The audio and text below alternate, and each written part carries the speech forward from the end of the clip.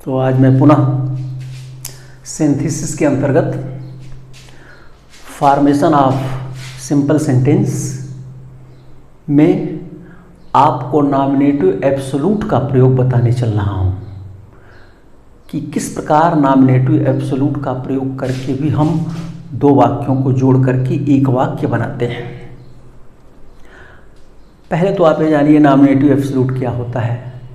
Nominative का अर्थ होता है कर्ता, सब्जेक्ट, और एब्सोल्यूट का अर्थ होता है स्वतंत्र, अर्थात वह कर्ता जो स्वतंत्र होता है, जिसका क्रिया पर कोई प्रभाव नहीं पड़ता है, उस सब्जेक्ट को, उस कर्ता को हम नॉमिनेटिव एब्सोल्यूट कहते हैं। यह भी एक तरह से पार्टिसिपल ही है और इसकी भी सारी शर्तें वही हैं जो पार्टिसिपल की हैं, और इसके साथ हैविंग और वर्ब का थर्ड फॉर्म लगता है, यानी प्रेजेंट पार्टिसिपल का प्रयोग नहीं किया जाता है, परफेक्ट पार्टिसिपल का प्रयोग किया जाता है, माने हैविंग और वर्ब का थर्ड फॉर्म लगता है। यदि is, am, are, was, were हो तो बीइंग और बीइंग लगता है, और यदि पैसिव वॉइस हो तो हैविंग, बीन और वर्ब का थर्ड फॉर्म लगता है। यह आपको पहले से ही बताया गया है, पार्टिसिपल में वही चीज है। तो इसका भी प्रयोग वैसे ही होता है, इसकी शर्तें भी वही हैं जो पार्टिसिपल की हैं। लिख लीजिए, जब दो वाक्य एक साथ आते हैं और उन दोनों वाक्यों के सब्जेक्ट अलग अलग होते हैं, यही अंतर है। पार्टिसिपल में दोनों वाक्यों का सब्जेक्ट एक होता है, जबकि नॉमिनेटिव एब्सोल्यूट में दोनों वाक्यों का सब्जेक्ट अलग अलग होता है। तो उन दोनों वाक्यों का सब्जेक्ट अलग अलग होते हैं और उनमें दो काम होता है। तो जो कार्य पहले होता है, जो कार्य पहले होता है, उस वर्ब को हम पार्टिसिपल में बदल देते हैं। अर्थात यदि एक्टिव वॉइस में है तो हैविंग और वर्ब का थर्ड फॉर्म कर देते हैं। यदि कोई मुख्य क्रिया फाइनाइट वर्ब नहीं है, is, am, are, was, were है, तो बीइंग कर देते हैं। और यदि पैसिव वॉइस है तो फिर हैविंग, बीन और वर्ब का थर्ड फॉर्म लगा देते हैं। पैसिव वॉइस रहेगा तो थर्ड फॉर्म रहेगा ही रहेगा, उसको लगा देते हैं। और इसमें पहले वाक्य का जो सब्जेक्ट है उसे भी रखते हैं और कामा लगा करके दूसरे वाक्य को वैसे ही रख देते हैं। इसका मतलब क्या हुआ कि नॉमिनेटिव एब्सोल्यूट में दोनों वाक्यों का सब्जेक्ट लगाया जाता है। पहली बात, दोनों वाक्यों का सब्जेक्ट रहता है, क्योंकि दूसरा वाक्य तो कामा लग के वैसे ही रह जाएगा, और पहले वाक्य का भी सब्जेक्ट इसमें लगाते हैं, जबकि पार्टिसिपल में नहीं लगाते हैं। और इसमें और पार्टिसिपल में अंतर क्या है? तो पार्टिसिपल में प्रायः दोनों वाक्यों का सब्जेक्ट एक होता है, जबकि नॉमिनेटिव एब्सोल्यूट का प्रयोग तभी होता है जब दोनों वाक्यों का सब्जेक्ट अलग अलग होता है और दोनों वाक्यों में अलग अलग दो कार्य भी होता है। तो जब दोनों वाक्यों के सब्जेक्ट अलग अलग एक रहेंगे और वाक्य में अलग अलग दो कार्य होंगे तो पार्टिसिपल का प्रयोग होगा, और जब दोनों वाक्यों के सब्जेक्ट अलग अलग रहेंगे और दोनों वाक्यों में दो कार्य होंगे, एक के बाद दूसरा कार्य, तो नॉमिनेटिव एब्सोल्यूट का प्रयोग होगा। ये आप स्पष्ट रूप से जानिए। अब आप देखिए, उदाहरण मैं आपको दे रहा हूं, इससे समझ में आएगा। द सन रोज, सूरज निकला। द फॉग डिस्पर्स्ड, कोहरा तितर बितर हो गया, फैल गया, बिखर गया, समाप्त हो गया।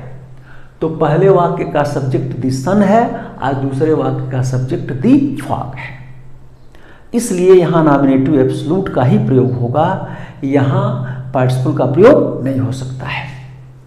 तो अब कौन काम पहले हो रहा है? सूरज पहले निकल रहा है, तो इसी को हम पार्टिसिपल में बदलेंगे। तो हो जाएगा द सन, आपको पहले ही लिखा चुका हूं, दोनों वाक्यों का सब्जेक्ट रहेगा तो हो जाएगा द सन, और एक्टिव वॉइस में है हैविंग और वर्ब का थर्ड फॉर्म रहेगा तो हो जाएगा the sun having risen comma the fog dispersed. The sun having risen comma the fog dispersed. समझ गए होंगे। एक उदाहरण और लीजिए। The police arrived, the dacoits ran away. Police पहुंची, द डकैट्स डाकू जो है रैन अवे भाग गए। तो पहले वाक्य का सब्जेक्ट है द पुलिस और दूसरे वाक्य का सब्जेक्ट है द डकैट्स, अलग अलग है और काम भी दोनों में अलग अलग हो रहा है। पहले पुलिस पहुंच रही है, उसके बाद डाकू भाग रहे हैं, एक के बाद दूसरा काम हो रहा है। दोनों सब्जेक्ट एक रहता तो पार्टिसिपल का प्रयोग होता, लेकिन दोनों सब्जेक्ट अलग अलग है तो नॉमिनेटिव एब्सोल्यूट होगा। तो क्या हो जाएगा, the police having arrived, the police having arrived, sorry यहां पिन लगा हुआ है, गलत है। The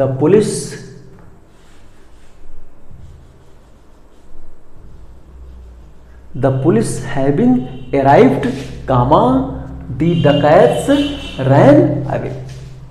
the police having arrived comma the dacoits ran away. अब तो आप बना सकते हैं। द सन रोज, सूरज निकला। The birds began to chirp, चिड़िया चहचहाना शुरू कर दिया।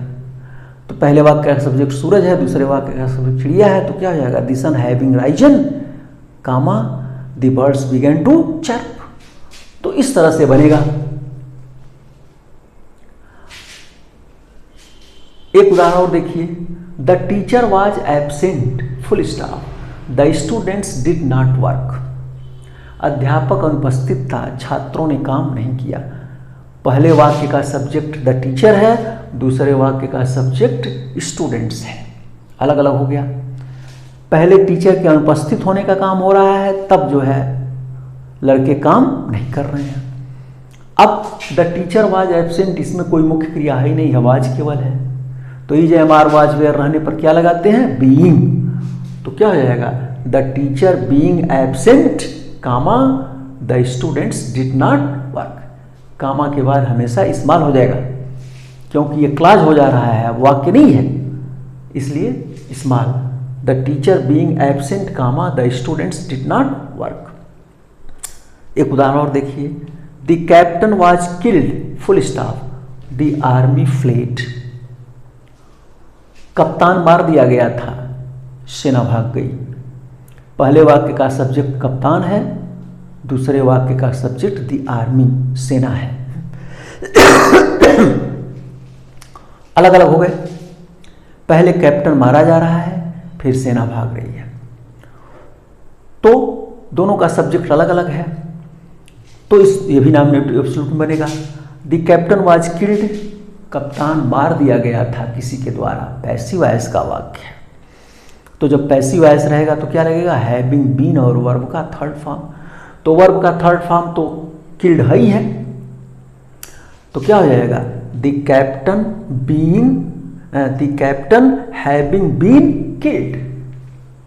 पैसिव वॉइस बनाते समय हैविंग बीन और वर्ब का थर्ड फॉर्म करते हैं, तो हो जाएगा the captain having been killed comma the army. यहाँ दी स्मॉल से हो जाएगा क्योंकि अब क्लास हो रहा है, और यहाँ दी क्वेश्चन में वाक्य था, तो वाक्य का प्रारंभ कैपिटल से होता है, लेकिन क्लाज का प्रारंभ कामा लग के आएगा, वो क्लाज है, वो स्मॉल में रहेगा, तो हो जाएगा the captain having been killed comma the army fled.